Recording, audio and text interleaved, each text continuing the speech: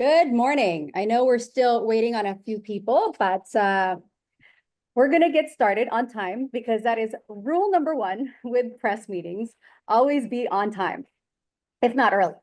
Showing up late is never the best way to start a relationship with a reporter. But before we get into more rules and hacks on how to gain earned media, I want to take a step back into what earned media means. Then we'll dive into a very insightful conversation with our amazing panelists, Alysha Light and Craig Rowe. My name is Kat Winston, co-founder and managing partner of Equity Angels. We're a social impact organization with a very fervent mission to advance innovation, diversity, equity, and inclusion. Thank you all for joining us today. And if you end up having any questions, feel free to chime in through the chat or the Q&A button down below. All right, I'm going to share a screen. You guys see that? Okay, let's get into a little bit of what owned versus earned and paid media means. This is a glimpse into what content marketing strategy is. Some of this may be review for you, and for newer founders, this may be new information. When you're starting as a company, before you go spending tons of money on PR and advertising, the first thing you have to do is build your owned media. That includes your website, your social pages, your profiles, and other channels that you have control over. That's why it's called owned media. Your website can be simple, 2 to 5 pages, and you don't have to be on every social media channel. You can just start with 2, maybe the ones you're most comfortable with, or maybe the ones that you have the most followers on. Could be LinkedIn and Instagram. And don't forget to create company profiles on platforms like Crunchbase and AngelList, especially if you are planning to fundraise. Once you've made yourself discoverable through owned media, then you can start to place some effort on earned media, which could be something as simple as getting comments from customers and followers on Instagram, or receiving a user review on your mobile app. Earned media also means gaining traction through influencer features, blog write-ups, being invited to speak at conferences, and most importantly, editorial coverage, which we're going to dive into more in a moment. Lastly, paid media. It's basically advertising, which should only be used once you have your own media in place and have enough earned media that sets a foundation for your brand's identity and brand equity. Finally, you also see SEO and ASO on this diagram. The more owned and earned media content you have on the web and on your mobile apps, the more discoverable you'll be. Content marketing strategy is key to search engine and app search optimization. So that's just a little crash course into all of that good stuff. Now, excited to introduce our panelists. Alysha Light, a dear friend and someone who I admire. I have learned so much from. Alysha is a 15-year communications pro. Yes, girl. Specializing in high-level media relations, executive thought leadership, and crisis management for disruptive companies and ambitious leaders. Throughout her career, Alysha has led campaigns announcing over $400 million+ in VC funding and has driven communication strategies for over 500 company and product launches. Her expertise has also been instrumental in overseeing several client acquisitions. Since starting her agency, Flight PR, in 2013, Alysha has advised clients in a wide range of industries, including tech, real estate, marketing, design, entertainment, and legal cannabis. She's also developed B2B and B2C communication strategies for big brands like Google, LinkedIn, Samsung, and Target. Alysha, welcome. Next up, what would you say? I said, thank you so much. Happy to be here. Appreciate you inviting me back. Thank you for being here. I've had the opportunity to work with Craig Rowe for nearly 4 years now. Craig, I can't believe it's been 4. In my 25 years as a professional, I know we're time's moving too fast. I've never enjoyed working with a reporter as much as I enjoy working with this guy. And I'm not just saying that. Craig writes about real estate tech solutions at Inman and is a Proptech consultant. His career started in graphic design, marketing, and publishing, and evolved into marketing leadership roles for both major global commercial real estate brands and boutique occupancy solution firms. He was licensed under 2 different brokerages and led outreach for a major multifamily investment brokerage. Craig also works as a seasonal backpacking guide, and you'll have to follow him on Instagram to check out his latest adventures. These two incredible panelists are not just PR pros, but also program mentors for Equity Angels Accelerator Program. Thank you, Craig and Alysha, for your dedication to our mission and for joining us today to help the founders attending this webinar on how to master the art of media relations. Yay. Hey, everybody. Hi, thanks for having us. Thanks for being here.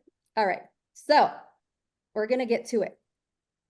First up, oh, actually, let me go back to sharing my slides because I want to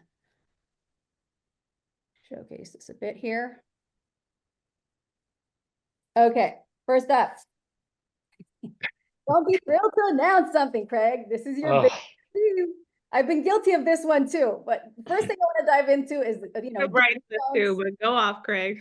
Do's and don'ts of writing, not just the press release, but more importantly, the founder quotes. So let's get into that one.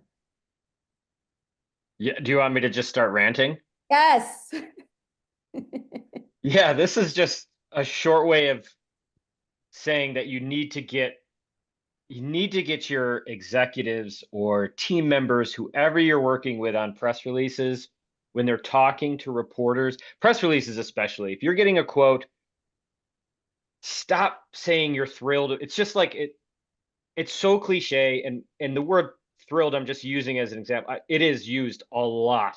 And it's just stop doing it. Like, find something meaningful to say, like actually describe what the impact of whatever the partnership, the sale, the transaction entails. Find something meaningful. What is it actually doing for your company or your customers? Like, and when I see the word thrilled or some sort of euphemism, what I think happens, what I picture in my head happening is it's about a 30-second exchange. The PR person or the comms person, the company is saying, hey, can you approve this quote?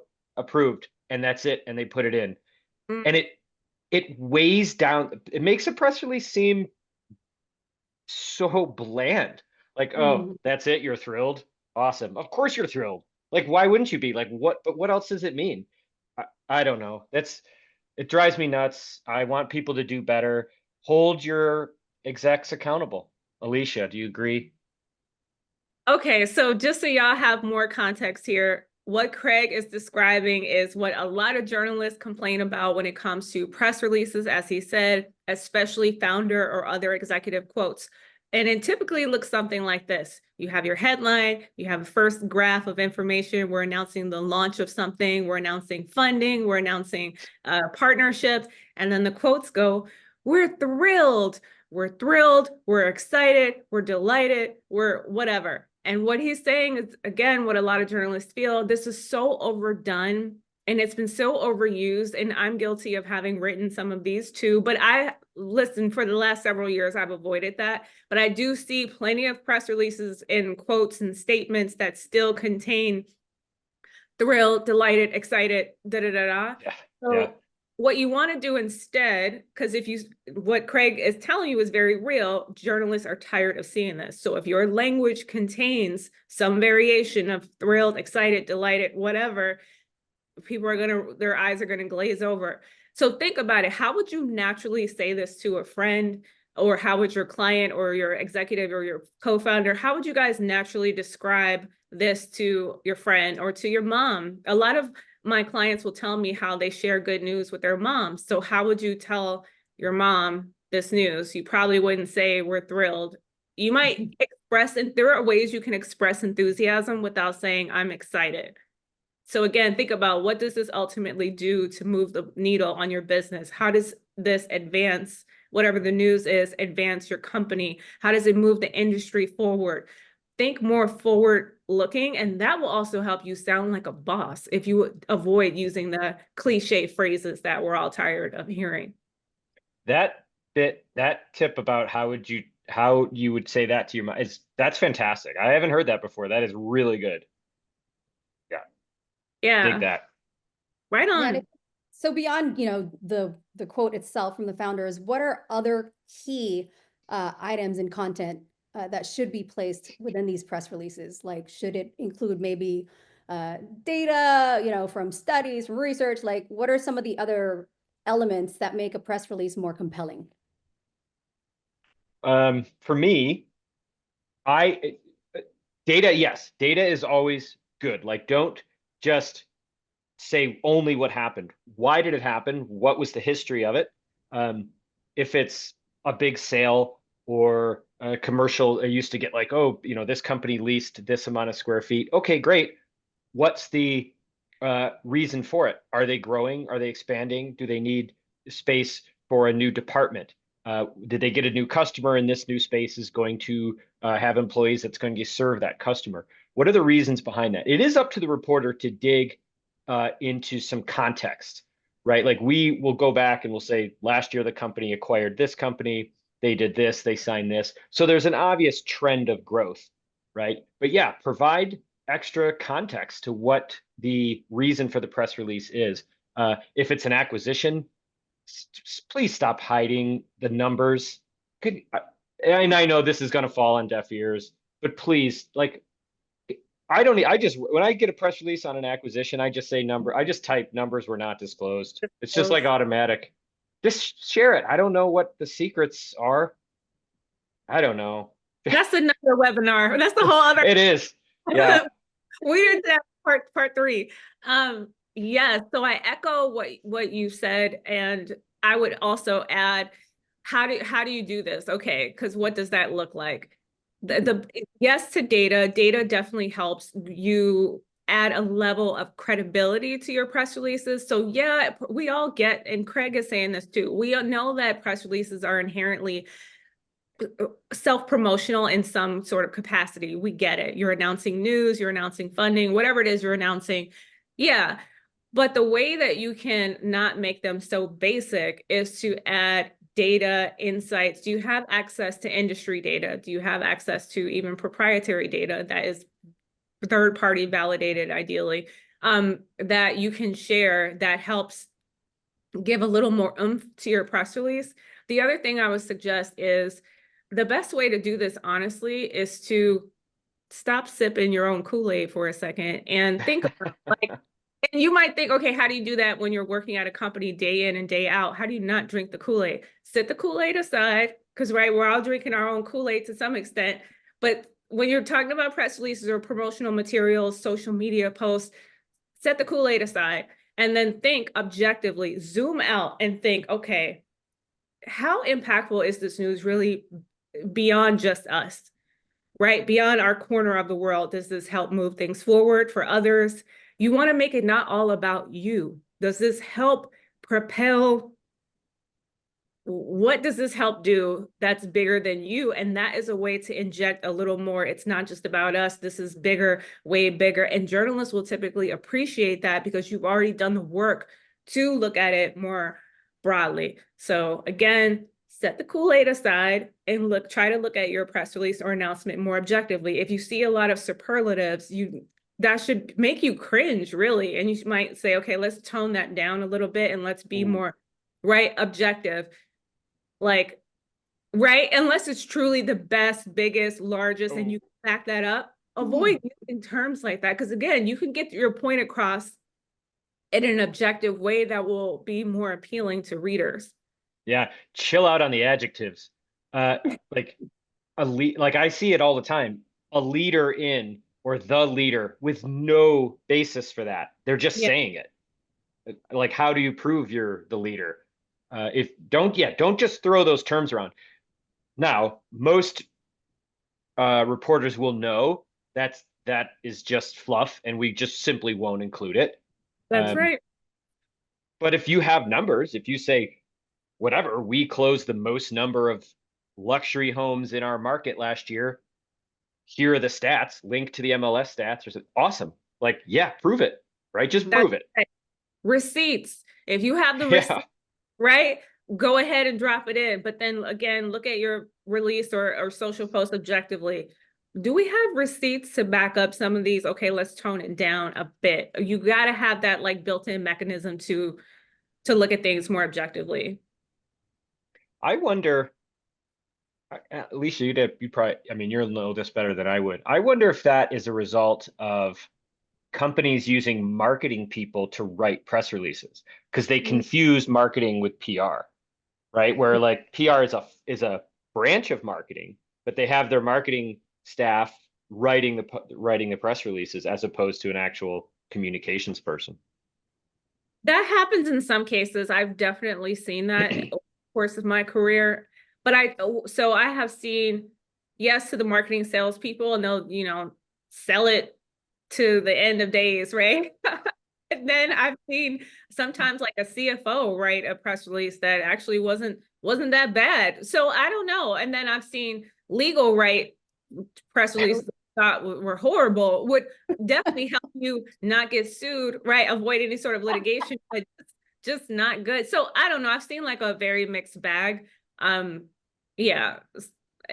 Either way, it's someone is ultimately calling the shots on what, you know, gets out there. And so you have to, again, have some sort of built-in mechanism that by the time you as a founder, CEO, ultimate decision maker, gives the green light on something, you yourself have some kind of filter to say, okay, the leading, the whatever, if we cannot back these things up, let's like maybe omit that. Because again, there are ways that you can show that you're a leader without saying we're a leader. Yeah, and I think the last thing I want to chime in on is, you know, now with the proliferation of AI, you know, a lot of folks are starting to use AI a little too much, even in drafting the first versions of their press release. And you can tell the difference. I haven't thought of that. Oh my gosh, I've seen it, and it's not pretty. So that's the last thing I want to add is just that, you know, even though AI exists, don't use it to draft your press release. Like your news, your editorial news needs to come from you as a company, you as the founder, or you as the, you know, the builder, whoever's on the team that knows best what that announcement is all about needs to write that release. If you don't have, you know, for most startups, there is no PR team or there is no budget for an agency. So, you know, have the person who is most intimate with that deal draft that first version, not AI. Right. And if that's not even feasible and you don't have someone, or you yourself are not the strongest writer, because that happens, and you are going to use AI, because let's face it, it is a tool, it is here, people are using it, even publications are using it. They're disclosing how they're using it. Like I think Wall Street Journal disclosed that they were using it to write their little recaps. You know how like the Insider has those like bulleted subheads? Yeah. So Wall Street Journal, I think, does something similar. So it's okay for editing purposes and all that good stuff to make it more grammatically correct or make you sound more compelling. But again, just first draft. First draft, yeah. So I would say the output is probably going to only be as good as the input. So the prompts that you give it, from my experience with it. So essentially that does mean you are essentially prompting with a first draft or strong bullets to get a better first draft. Because I have seen some horribly written AI driven, I can tell, written press releases and pitches, because they follow a similar format and there's certain little echoes of things that you can just kind of tell. But again, I think that it probably could be improved with better prompt. That's just my assumption. I could be wrong. Maybe if you prompted it very well, you would still get the same output. I don't know. But yeah, so that's, I think we've discussed you know, content on press release enough. I'm going to move on to our next topic here. This is Alysha's favorite. Journalists don't work for you. No, ma'am. No, sir. So this is one of the biggest takeaways when I'm doing media training with my clients that I leave them with. And you guys get this for the sum total of free. So I'm putting you on game here for free, right? So the biggest takeaway and the thing that you have to remember moving forward, if you remember little from this, when it comes to media relations and you're interacting with journalists, writers, bloggers, whoever, because anyone with a platform nowadays can be, sometimes people confuse them with a journalist, which is not the case, but that's a different topic. So you want to understand that there's an inherent power imbalance with these relationships. And that oftentimes, I think the people who struggle when it comes to winning with the media will treat media like they work for them, or they'll treat them like they're a colleague. And what do I mean by that? So they will answer questions in their mind, they're like, well, I'll just rattle off my response and I'll let the journalist take the best parts of what I'm saying and use it in the story. And you might think that's a great way to approach an interview, but it's not, because what you've just done is, when you do that, is you're giving all your power away to someone who does not work for you, and they don't have a vested interest in painting you in the best light, making you or your company look great. They're in the business of telling stories and telling compelling stories. So if you look good in the process, great, but they're not losing sleep at night thinking, oh my gosh, did I use the quotes that they wanted me to use? Is this the headshot that looks best for him? Is this the right angle? Like, they're not losing sleep over it. So if you look or sound a hot mess in the process and they told a good story, they're not changing anything for you. So you have to understand the boundaries when you are interacting with journalists. They don't work for you. They're not in it for you. They don't have any vested interest in painting you a certain way. So it's always, the onus is always on you. What do I want to say? How do I want to show up? How can I show up and position myself and my company in the best light? I see there's a question. Do we want to get to? Doug, do you want to, I'm going to allow you to talk. So if you want to ask a question. Hey, Doug. Doug, do you want to unmute just so we can hear your voice? Or maybe he accidentally raised his hand. All right. We're going to take Doug off stage, and if you want to ask your question later, feel free to just chime in on the chat. Okay. Anyone else have a question while we're, there's Doug. Oh, no. All right. Continue. I just got to take him off. Okay.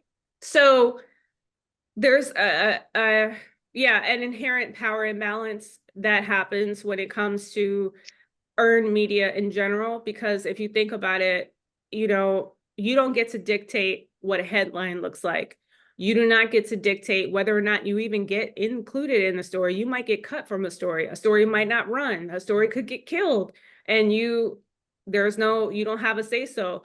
If you want to control when a story runs, what the headline looks like, what best headshot or assets, visual assets, that's called paid media. You can pay for it. So if you want to pay $30,000, $50,000, you can dictate everything you want.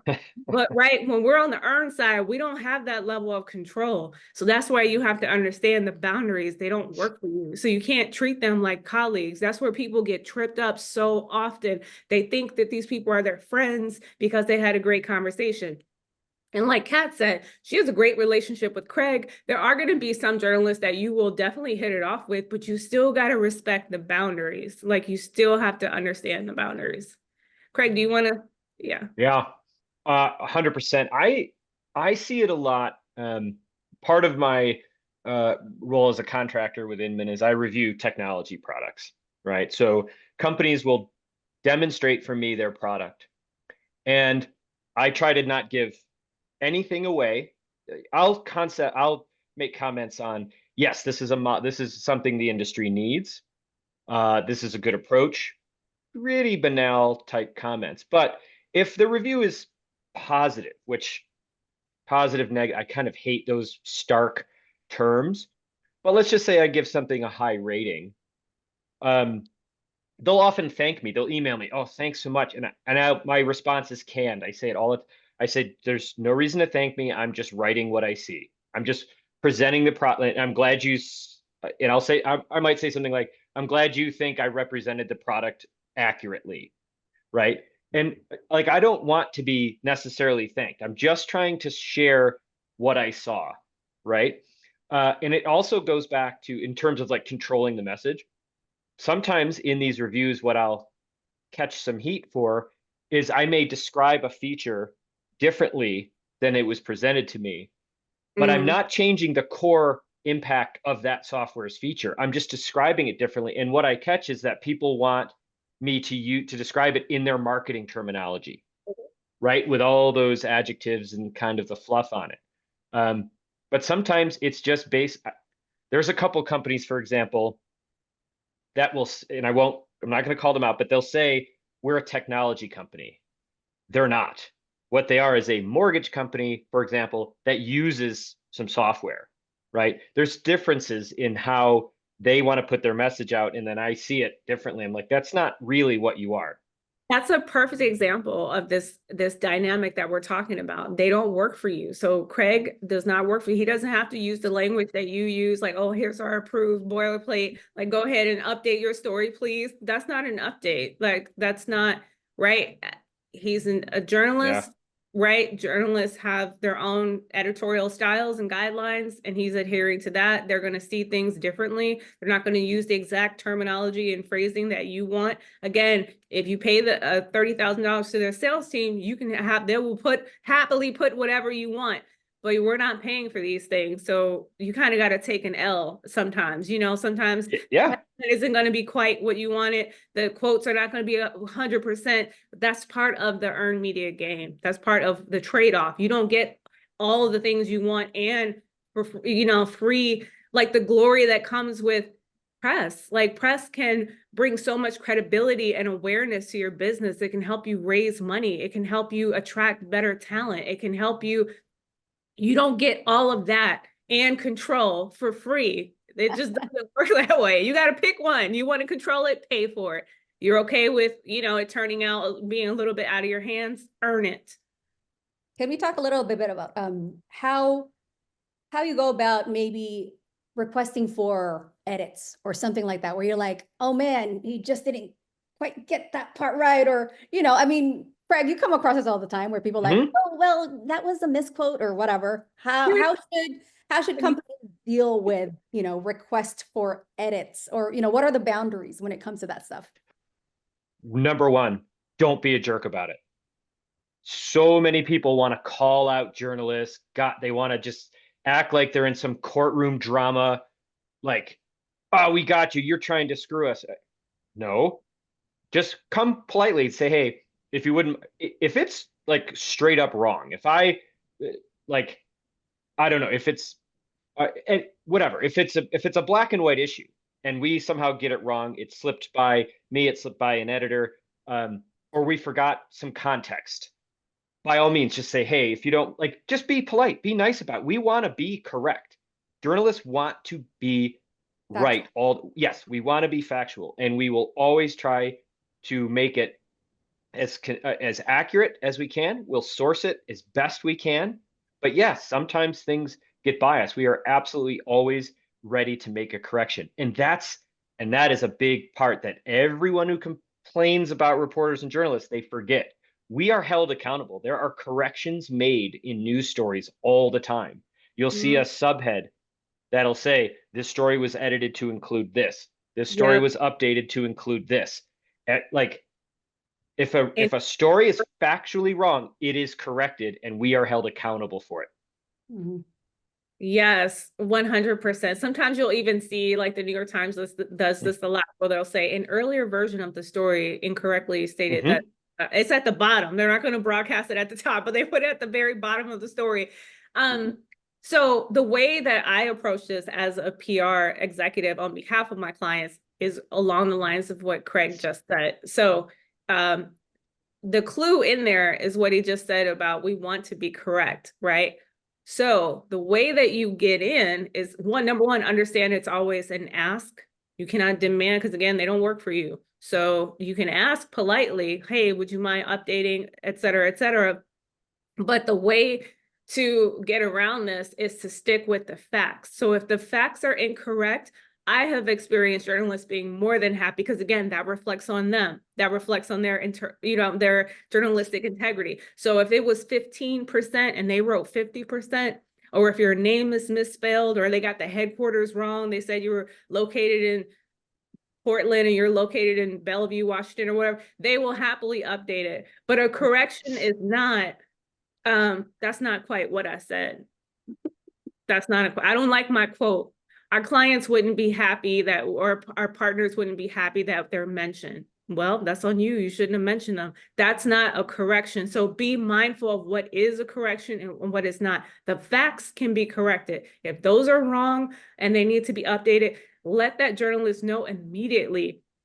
And when I say immediately, I think within the hour, the first hour that that story goes up, you need to comb through and don't just like look at it and be like, you know, read it thoroughly and see, are there any figures, stats in here that need to be updated? Are there any details are wrong? Okay, let me let this person know immediately. Because sometimes clients will come back to us days later with, I'm like, you have to understand when journalists post these stories, they're on to the next. And then so if you wait a week later and you want to get a correction, it is never going to happen. Like, so look for the facts. And it's also not grammatical errors. So this goes back to what you just said about like, don't be a jerk about it. That's being a jerk. You cannot nitpick.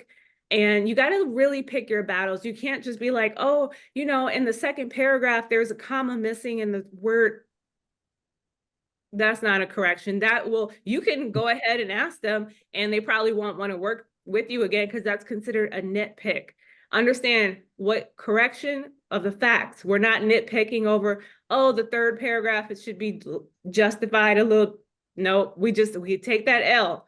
The format might, but we still got a great story. We're happy. Yeah, don't ever ask me to like, if you ever use an exclamation point in a quote, I'm breaking my delete key.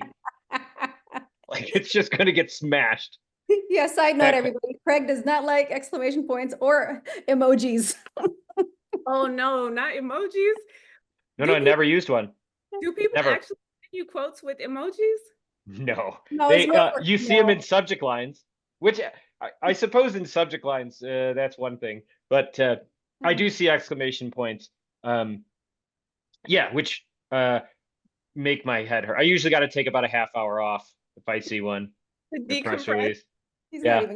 Definitely tone down the exclamation points. I have noticed this communication with some of my clients recently.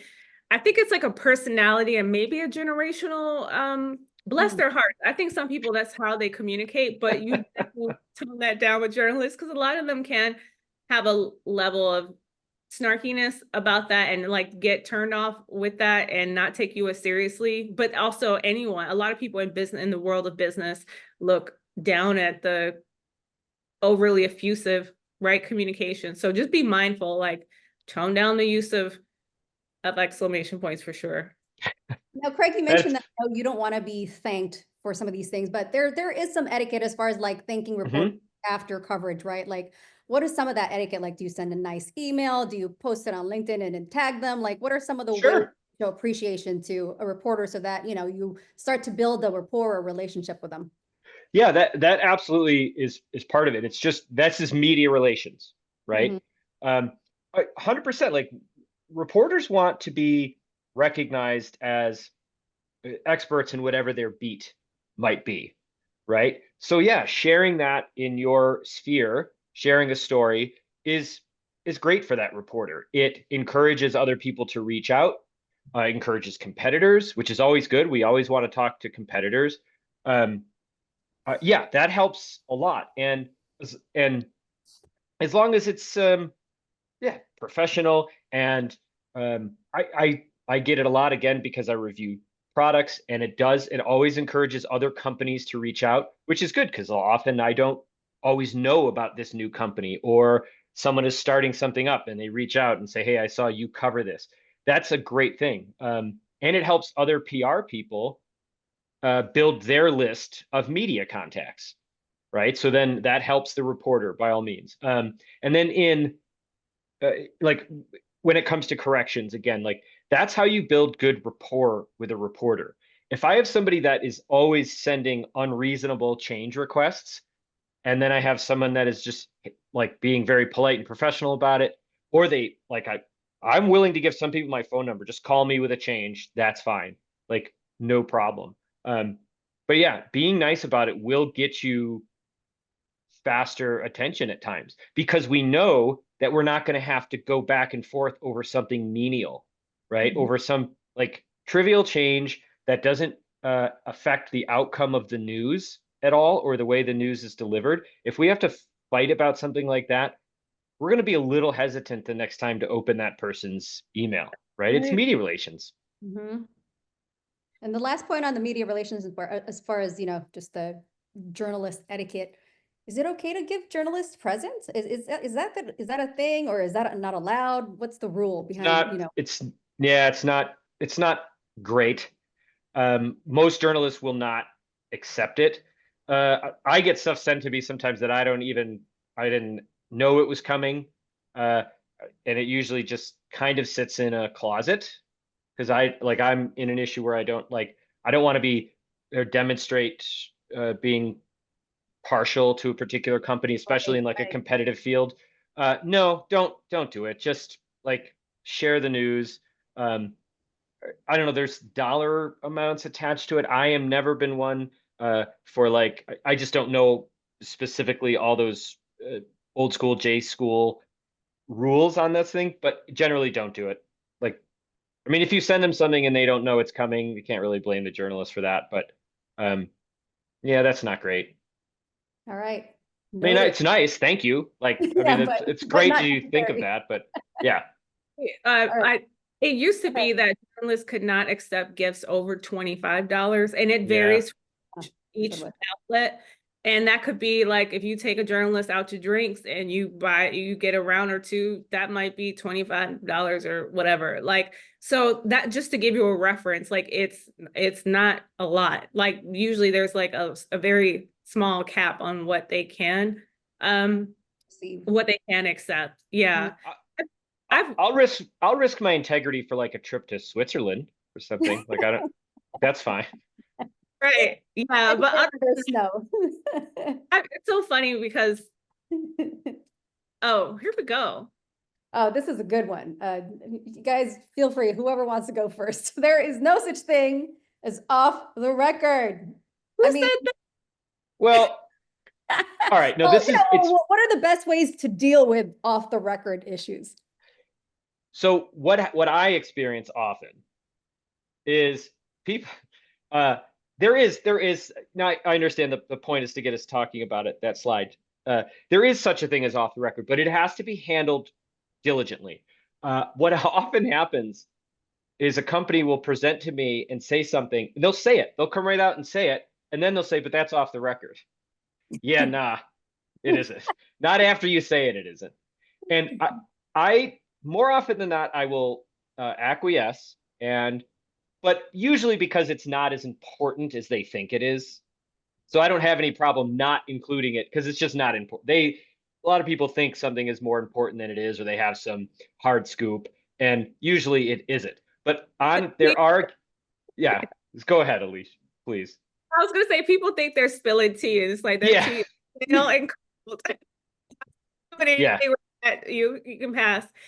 Yes. So how do you handle off the record? Well, I would advise that you only do this with a trusted journalist, meaning a tried and true journalist, someone that has journalistic integrity and follows journalistic standards, not a blogger. While some journalists do blog, not every blogger is a journalist. So if you say, hey, I need to take this off the record, a blogger might not know what you mean. They might say, oh, okay. And then you might still see that statement appear on their story. So you have to be very careful. And what Craig is describing is, let's just say the tea is hot, right? And what you share off the record is something like related to layoffs. We might be doing layoffs, or we are going to get acquired. You're not ready for that to appear in the public domain. So maybe you want to take that off the record. So rather than saying, you know what, we might get acquired by such and such, but that's off the record. It's not off the record. The way you would do it is you have to ask permission and get consent and agreement from that journalist, hear them say yes, and then proceed. So it would look like this. Hey, Craig, I can share a bit more about that, but it would have to be off the record. Is that okay? It is. Yeah. Okay, so off the record, we have been in talks with X, Y, and Z about a possible acquisition. Nothing's been finalized yet, yada, yada, yada. Awesome. Yeah. One other thing two other points I want to make on this. The same sort of thing with embargoes. Like a lot of times, I had kind of a ugly back and forth recently. Um, because someone will send an embargo is an agreement. So if for those who don't know, when you embargo news, what that means is, hey, this isn't going to happen until next week, but all our media is in place already. Here's our press release. If we share this with you, do you agree to release it on December 10th?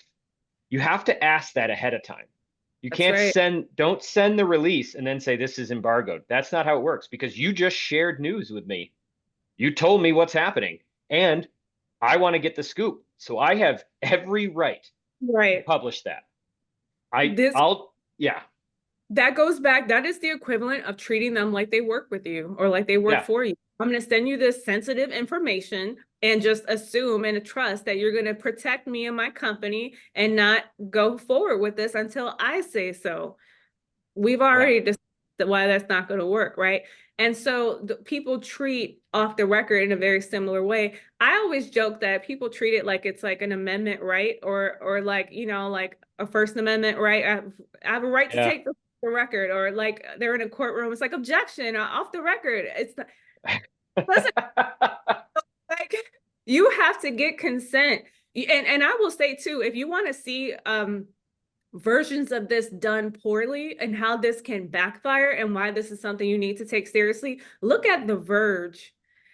The Verge is a media outlet that is notorious for blasting CEOs at top companies. Like people at Meta, you know, have messed this up, and they have, you know, had, I think, like holiday parties where they've invited members of their staff and they've been within earshot of people, those executives having sensitive conversations, and they publish that information. And so Meta fires back and they're like, well, we thought that that would be all on background or off the record. And of course, The Verge is like, we never agreed to that. Again, because that's something you have to get agreement on in advance. And it doesn't matter the setting. Well, we were at breakfast, or we were at coffee, or I saw you at Trader Joe's. You're my brother-in-law. It doesn't matter. Like, we were cool. It doesn't really matter if there's no agreement in advance. It's fair game for them to take something and run with it. So just Yeah. understand. And if you want a great example of doing the opposite of what those the executives in earshot of Verge reporters do, go back to old New England Patriot press conferences with Bill Belichick. His reticence is absolute gold standard media relations. He'll only say exactly what he wants the reporters to hear. I mean, it was annoying to a lot of NFL reporters because he was so good at not filling the silence. Mm-hmm.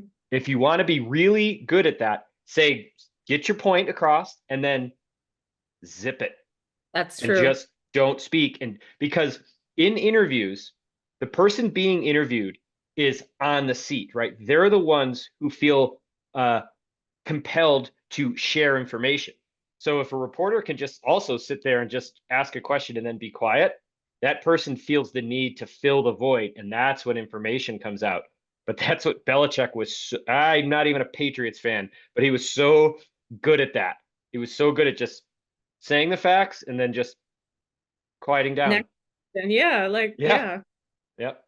It's really good, especially with something sensitive. It's a great way to do it. Please, Kat, carry on. I saw another slide there. Wait, you're on mute, I think. Sorry. Actually, that slide was to your Oh, point, you know, handle the silence. You don't need oh to yeah. avoid.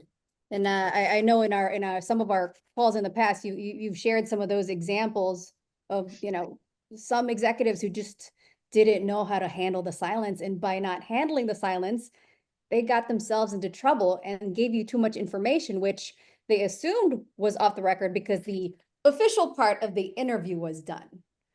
Yeah. Oh yeah. You discussed this before. So can I chime in a little bit on this? So most journalists are savvy, especially those that are classically trained journalists and very industrious, like they're smart. And you know, as someone who had a brief stint as a journalist very early on in my career, you kind of know that the best quotes come either before people think the interview has started or once they think it's done and it's wrapped up. Because then you let your guard down, you're more relaxed because you think, oh, it hasn't started yet. They're asking me other questions about X, Y, and Z that has nothing to do with the interview we scheduled for, right? Or you're thinking, that wasn't so bad. Like we talked, it was pretty cool. So now let me just speak candidly and go off about whatever else, not realizing that all of that is fair game. And that is equivalent to filling the void, and you just keep talking and all of that can be used. It used to be, I will say this, because there were people like the now late Quincy Jones who were notorious for giving music journalists an earful of tea. Like he would just spill so much tea on celebrities that he had worked with from back in the day in the music business. And people, and a lot of journalists would hear stuff, like even people who worked at like the Rolling Stones or the Vibes of the World will tell you that they just kind of took that information in and held it close. You don't see that happening anymore. That used to happen where they knew if you were telling stories about competitors or other artists, your peers or whatever. But now if you start rattling off, all of that can be used. So just be mindful of when you think the interview has wrapped or before you think it actually begins, you're still on the record. All of that can be used and can appear in the story. And I have seen a few clients be caught off guard because they'll see multiple stories come out later. The one that they actually scheduled for, and then a week or two later, it's all the other stuff that they say that appears in a second or third story that they were not anticipating. And they're like, I didn't know they were going to use that. And it's like, well, why wouldn't they? You were kind of going off there. You know what I mean? Like, why would it was all juicy. So why wouldn't they use it? Again, they don't work. They're not cleaning anything up. I'm sure what she meant was, or I don't know if she would want me to put that out there. They're not thinking like that. Yeah. And something I would also suggest, if you're a comms person or in PR, it's okay to like, if something comes out that like gets slipped out, acknowledge it, but it's okay to tell the reporter, look, yeah, we heard it. Can you give me a half a day to clear this up with my executives? And I promise I'll get right back to you with what's happening. Like that's okay to do. And I understand sometimes that executives don't share what like I'll call the comms person and ask them some hard questions, and maybe the executives didn't share with them what's happening. Like it's okay, just say that. Say like, yeah, I have to apologize. I don't have all the facts, but I'd be glad to like track it all down and get it back to you as soon as I can. That would be great. Which kind of like I had this happen. I was early on, I was in comms myself, and I worked at a very prestigious boarding school. And the president of the school allowed access to the campus to a particularly religious group. I didn't know about it. The reporters found out about it before I did. And I got these calls, and I was young. I got skewered because I was just getting upset at the reporter because he was asking me something I didn't know. And when we all get kind of cornered, we tend to react and be negative about it. Had I known what I know now, I would have said, yeah, thanks for bringing this to my attention. Let me get back to you. Let me find out what's going on and get back to you. Right. And it's okay to say that, like, just be human about it. Like if you're responsive and communicative and honest, most reporters are not going to beat you up about that when something negative happens. Like we understand you have things you have to track down, but just be open about it. And, the more evasive you are, that just tells us something else, right? Right. Yeah, totally. I mean, since we're talking about that, let's dive a little bit more into the crisis communication stuff. Like what are the best practices to manage negative publicity effectively? I love a good crisis. I'm a weirdo. Of course, is it fun to be in one? No, but you really, I think, are able to flex those muscles and apply the things that you've learned.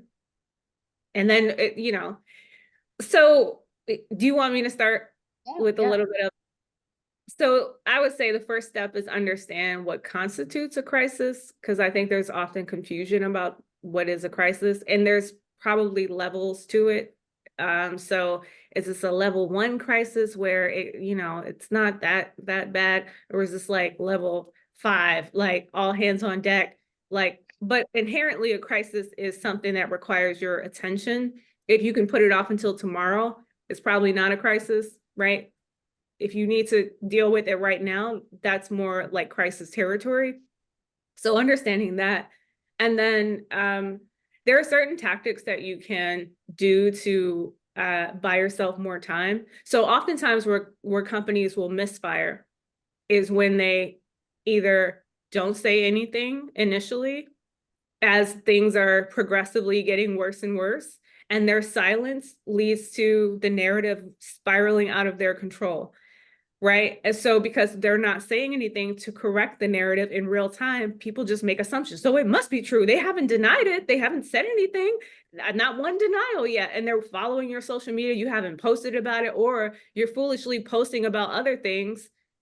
Right. Those posts that were already in queue, you probably need to, again, it requires your immediate attention. You probably need to cancel those posts or put those on pause because it's going to come across tone deaf. Like, why are you talking about the holidays right now when we just got wind of some other like scandalous things? So you need to have like a coordinated effort where your social needs to be aligned, or pause if need be. The marketing efforts need to be, you need to figure out your internal communications. What are we communicating internally? Because oftentimes people miss their key constituents. Like, what are we communicating to clients, and when our customers, when do we need to communicate to them? As it relates to press, do you want to talk about that? Oh, yeah. Okay. This conversation right now is very sad and serendipitous. This is happening right now. I give you a real live case study. In the small town where I live, over the weekend, a very beloved bartender died. He was young. As far as everyone knows, there was no health issues, at least physical health issues. There was crime scene tape, and no one in the town actually knows how he died. It happened at his restaurant, and our local police right now is failing miserably at not communicating to this small town about a guy who everybody knew. So what's happening is all the rumors are swirling. Like it's just like a reality show. There are texts like intrigue, conspiracy, domestic violence, unfortunately, like suicide isn't, like all these, everything is just swirling around. No one knows anything because our small town police force which is very well funded, has not reported anything. They haven't communicated to the town. So bringing this back down to something that matters less, which is, I put human life above business. Follow. Yeah. Nature abhors a vacuum. If you just kind of sit there quietly and not respond, reporters are going to really come after you about that. And what's worse is if they cover you regularly in a positive light. Again, I hate the negative positive tags on stories. Yeah. If we cover you fairly, yeah, great way to say it. Yeah. We cover you fairly and you continue to send press releases to us and call us with scoops, and then something bad happens and you don't respond, oh, that is not good. That's just not good media relations. It's not fair to anybody. It's not professional. I had this happen with a very well-known tech company in the real estate space, and I was bitter at them for a year because they just went silent on me in the midst of, and then but the reporters on the spot, like, we have to come up with something, like, and you can see this now in New York City with that healthcare executive that was shot. Like, you'll see the early stories are like, this is what we know. He died outside of this hotel. Here's his name. Here's what he does. And here's what the suspect looked like. This was all public information, right? So you just get out those facts. That's okay to do. If you're the United Healthcare, comms people, just get the facts out there, get all you know, and then handle the crisis as it unfolds, right? People want to know that stuff. So yeah, and a crisis can be something more minor, like your co-founder quits or is let go. That could, and again, anything that threatens the reputation of your company, threatens your revenues, like your profitability, that is inherently a crisis. And no company, no brand can withstand those hits. That's why they come out swinging with their statements. They get laid lawyer up because they understand that the stakes are high. The stakes are extremely high when it comes to crisis situations. So you have to do something. So another tactic could be, because rushing to say something can almost be as bad as saying nothing, because what tends to happen is in the early onset of a crisis, you don't have all the facts. You may not fully understand what took place. Like there's a shooter or there's an active shooter. All you know is something XYZ happened, right? You don't have all the facts. But if you rush out to make a statement and your statement can be proven wrong later, now you lose credibility because you just came out with declarative statements. We don't tolerate this. We don't do this. But then we come to find out, because now there's video footage showing this did in fact happen. So you have to be careful with that as much as being too silent. So what you might want to do is let people know you're aware of the situation, that you are looking into it, that you take this situation seriously, that it's an ongoing investigation, or because of illegal matters, we can't comment on too much or whatever, but you have to state thing. And I would avoid in those early days or hours in making too many definitive statements that can be later disproven, because that can be just as bad. And things can spiral, because things will start leaking eventually. There's going to be screenshots, there's going to be video, there's going to eventually be hearsay, whatever. And you want to be careful about saying things that could be contradicted later through receipts. Yeah, right? the best. Yeah, and a good piggyback is the concept of, if you want to control the narrative, then get out right away in front of the crisis. Because if you lock down, a good reporter is going to find another source. They're going to go to they're going to go to the police. They're going to like call a cop or whoever, or they're going to call a shareholder, like a big shareholder, to get their insight, see what they might know. They're going to find another avenue. And that other avenue may not have all the facts, but they have one additional fact. And that gives us a reason to update the story, right? As long as we can verify it and it's true, we'll put it in the story. So when it comes to crisis, the best thing you can do, I think, as a reporter, is control the narrative. Get out in front of it. It's, again, this is true. It's never really the conspiracy. It's the cover up, or it's never really the issue. It's the cover up. Cover up. That's so true. I know we've only got a couple minutes left. Looks like Deborah Schwartz has a question for us. We are a pre-launch startup. What kinds of PR would be interesting or relevant post-launch? What announcement would not only be of interest to the press, but beneficial to the startup? Craig, you want to chime in on your POV as a journalist? Yeah. What are you bringing? Yeah. What are you bringing to the industry? What's different about your product? That would be great to hear. If there's anything different, start with that. Did your founders come from another successful company in that space?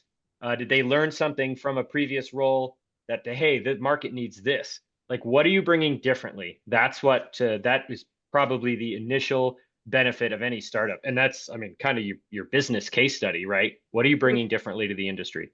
Yeah.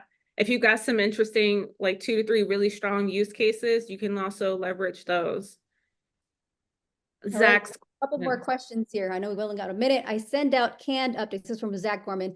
I send out canned updates to press journalists every 1 to 2 weeks to keep them informed on product progress, new partnerships, etc. The general philosophy is that you never know what will be of interest. Is this helpful or annoying? That said, if there's something I'm looking to get covered, I'll reach out intentionally with an exclusive offer. I find it helpful because we'll decide whether it's newsworthy or not. I'd rather have it and not need it than like be waiting around and not hear from them for 6 months and go, oh, you're still in business. That's great to hear. So yeah, everyone keep the updates coming, at least from a product standpoint, by all means. All right, we'll do one final question from Steve Boyd. Taking a step back, how does a startup even go about getting press in the first place? News. Have news. Like, news would be helpful. Funding, partnerships, growth, milestones. Think about news. That is, we exist is not the best story. Like, yes. Right? We exist. Yeah. we're all here. We all exist.